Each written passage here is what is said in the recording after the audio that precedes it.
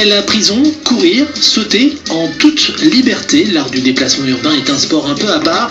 Pas de fédération, pas de compétition, pas d'arbitre non plus. Une seule règle, dépasser ses propres limites. Ils ont été popularisés par le film Yamakasi, écrit par Luc Besson. Depuis, cet art de déplacement urbain n'en finit plus de faire de nouveaux adeptes. Et pourtant, impossible de savoir combien ils sont, car cette pratique libre échappe à tout le cadre national. Johan, bonjour. Bonjour. Alors, parcours, freerunning, de quoi s'agit-il? Alors en fait c'est une pratique, c'est très simple, c'est courir, sauter, faire des acrobaties et se servir de l'espace urbain pour pratiquer en fait. Et vous faiってpartie de ceux qui ont eu la chance d'être formés par les meilleurs? Oui voilà, j'ai été entraîné donc par les Yamakasi, il y a eu Yann Notra, Laurent Piemontesi, Guilain, Cho et William en fait.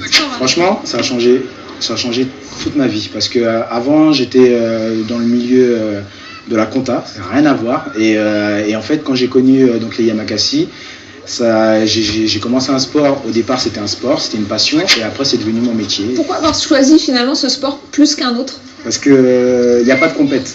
C'est vrai que la plupart des sports il y a de la compétition et l'art du déplacement, parcours, c'est vraiment on est libre, on n'a pas besoin d'être plus fort que l'autre. Il faut juste se surpasser.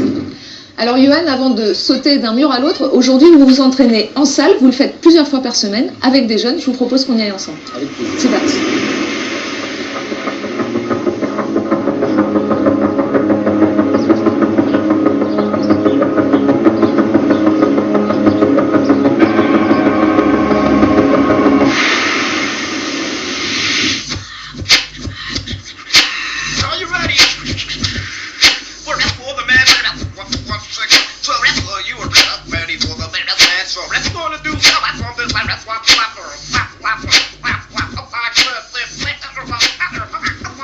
On respire bien, levez la tête.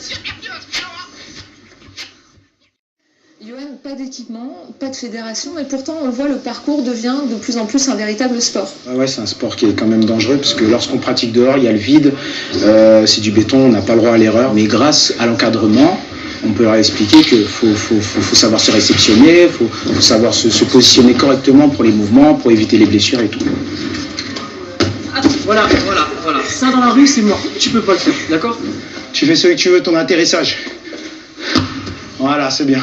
Vous aimeriez, vous, demain, que ce sport appartienne à une fédération, à un club, ou vous le souhaitez pas? Ouais, c'est mon but en fait, c'est prouver aux Français, parce que c'est vrai que dans les autres pays, les pays étrangers, en fait, en Angleterre, au Danemark, c'est considéré comme un sport à part entière, comme le foot et tout, et c'est vrai qu'en France, ça prend un peu plus de temps. Donc c'est pour ça que je donne des cours. Surmonter les obstacles, se libérer des entraves, on est finalement très loin de la compétition, si ce n'est contre soi-même.